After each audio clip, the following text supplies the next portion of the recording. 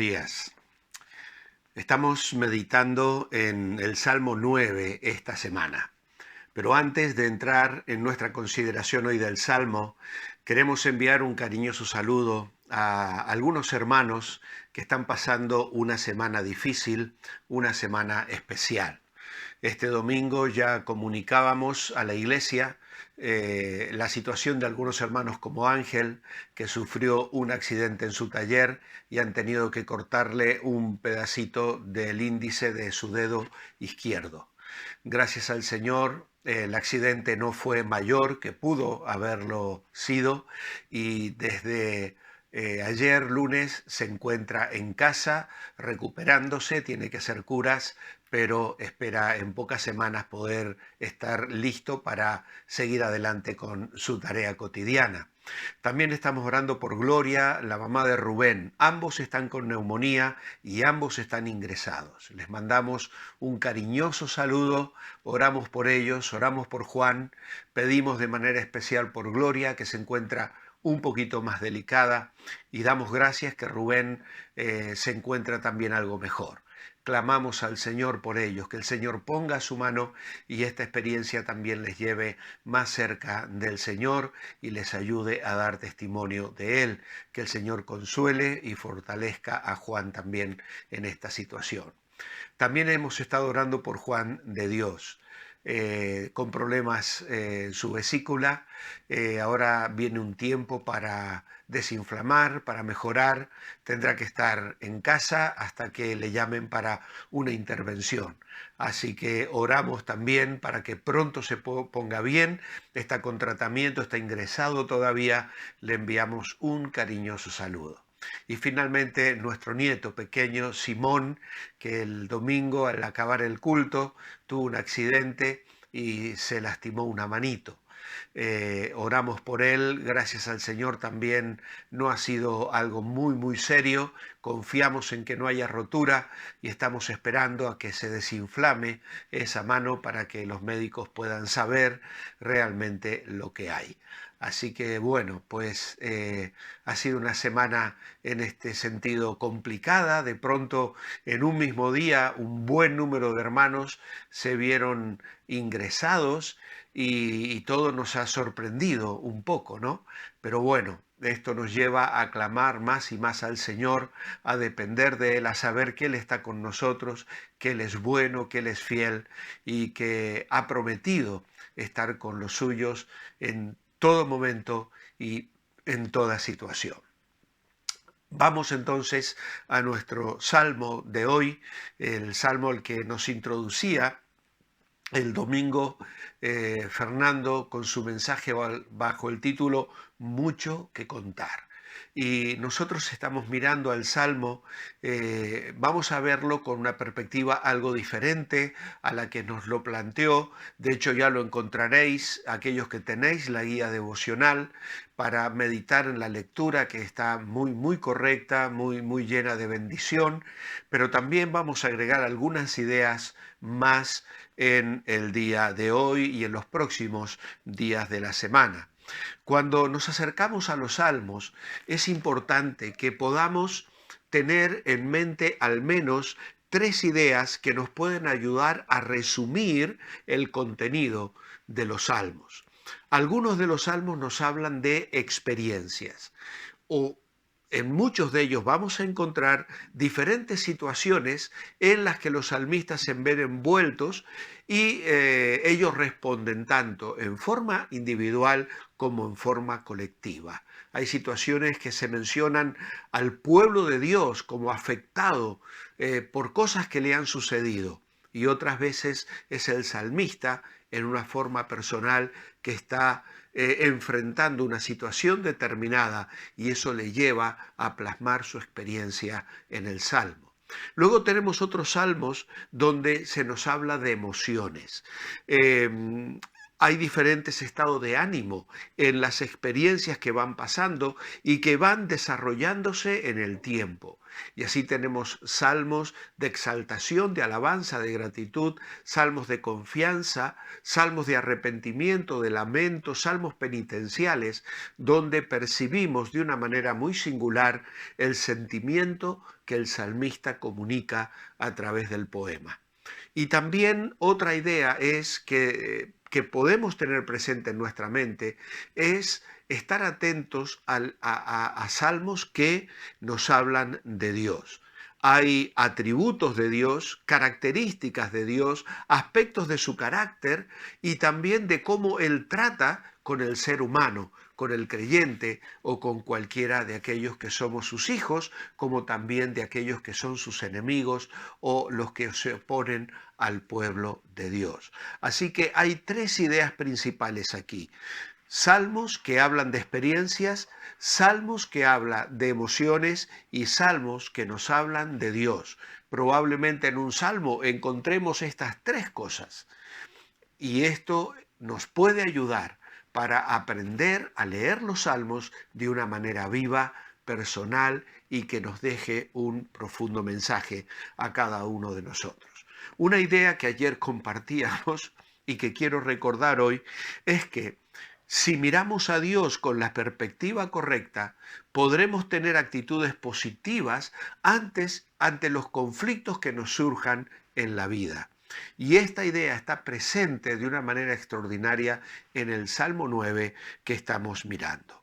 Ahora bien, estos próximos días vamos a dividir el Salmo o mirar el Salmo sin dividirlo, pero observar en un pantallazo general tres aspectos.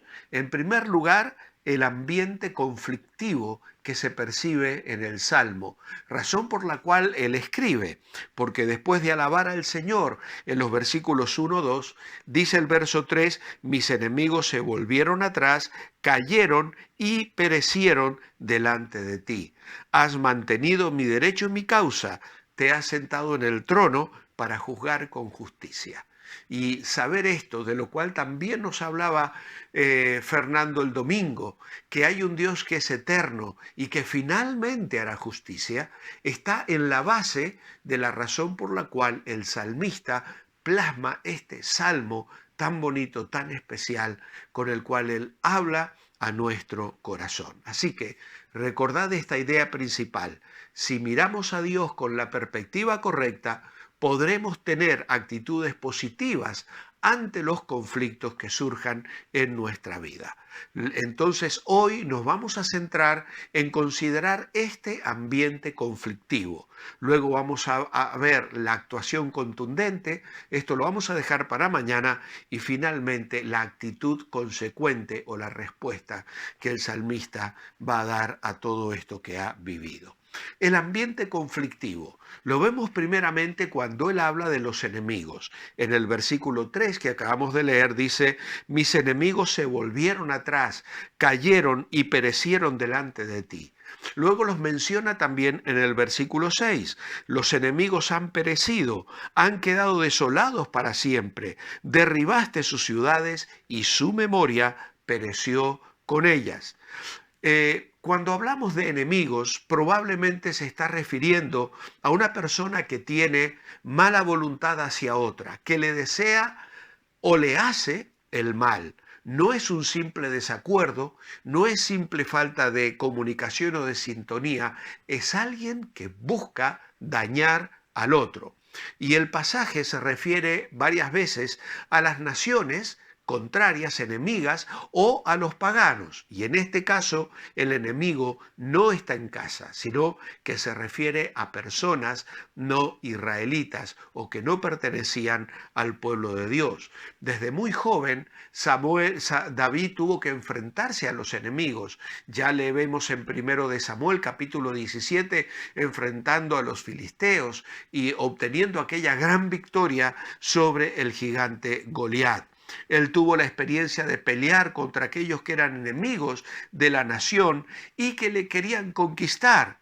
Una vez coronado rey sobre todo Israel, él conquistó Soba, Aram, la actual Siria, conquistó Edom y Moab, la actual Jordania, la tierra de los filisteos y otros territorios, exterminando a gran parte de aquellos habitantes cananeos que estaban corrompidos y que eran enemigos del pueblo de Israel. Ahora, no parece que el Salmo fuera compuesto en medio de una campaña determinada, sino que él habla aquí de un modo general acerca de las luchas y aparentemente muchos de estos enemigos ya habían sido conquistados. Luego él menciona a los malos. Versículo 5 dice, reprendiste a las naciones, destruiste a los malvados. Versículo 16 dice, el Señor ha hecho conocer en el juicio que ejecutó, en la obra de sus manos fue enlazado el malo. Y luego en el versículo 17 habla de los malvados otra vez. En otras traducciones se traducen impíos, que esto es más fuerte que el malo. Y el impío apunta a alguien que no adora al Dios verdadero, es decir, es un idólatra. Son personas que no tienen a Dios en cuenta, que no pertenecen al pueblo de Dios, y este énfasis lo vamos a encontrar a lo largo de toda la Biblia. Así que en principio estamos hablando de personas incrédulas, no de creyentes. Y a veces podemos enfrentarnos en nuestra vida con situaciones de personas que se oponen a la iglesia, que se oponen al pueblo de Dios, que se oponen a la familia de Dios. En el versículo 13 les describe como aquellos que aborrecen. Dice, mira la aflicción que padezco a causa de los que me aborrecen. Y esta es una palabra que no usamos mucho, pero que aparece mucho en nuestras Biblias. Por ejemplo, en Génesis 37:4 se habla de los hermanos de José que le aborrecían y no podían mirarle con buenos ojos. Así que en este sentido encontramos personas con un rechazo visceral, un rechazo incontrolable. Y esto pasaba con José. Así que a veces podemos esperar de los no creyentes que nos aborrezcan, y además Jesús lo advirtió en Juan capítulo 15, versículos 18 al 19. Obviamente esto no debería existir en el contexto de la iglesia, del pueblo de Dios, donde se nos manda a amarnos los unos a los otros y no hacernos mal ni procurar el daño, sino siempre bendecir al hermano. Y finalmente, versículo 15, están aquellos que ponen trampas. Dice, en la red que escondieron fue atrapado su pie. Y esta es una de las armas que usa el enemigo en su estrategia. No en el sentido de saltarse reglas o actos ilícitos, sino de lograr que hagamos algo que parece positivo, pero que al final termina siendo un daño para nosotros y para nuestros semejantes. Así que no solamente se usa el conflicto directo por la fuerza, sino que tenemos un enemigo que usa la astucia para hacernos caer, y este es un concepto similar al de la tentación que experimentamos bajo la influencia de Satanás. Así que este tipo de guerra o conflicto armado tampoco debería ser parte de un conflicto entre hermanos, sino que la tentación viene de afuera, viene de Satanás, y en este sentido el creyente no trabaja con esta astucia malvada. Así que, como podemos ver entonces, hay un ambiente conflictivo a lo largo de las experiencias que el salmista va plasmando en el Salmo. Sin embargo, él expresa su gratitud al identificar las intervenciones de Dios contra sus enemigos. Dice que retrocedieron, cayeron y perecieron, y fundamenta su gratitud en esas acciones justas del Señor que favorece sus derechos y mantiene en alto su causa. El Dios del salmista es un Dios justo, y esa convicción es la base de su agradecimiento, y el recuento de la historia de la salvación que él ha experimentado es el fundamento de su esperanza. Nuestra oración escrita esta mañana es: amado Padre, vivimos en un mundo rebelde, en una batalla permanente contra un enemigo poderoso. Sobre él triunfó el Señor Jesús en la cruz, y su victoria puede ser nuestra victoria también. que nuestra confianza en Él sea mayor cada día y así podamos vivir para tu gloria este día. Amén y amén. Hermanos, que el Señor os bendiga. Os espero mañana, miércoles. Manteneos bendecibles.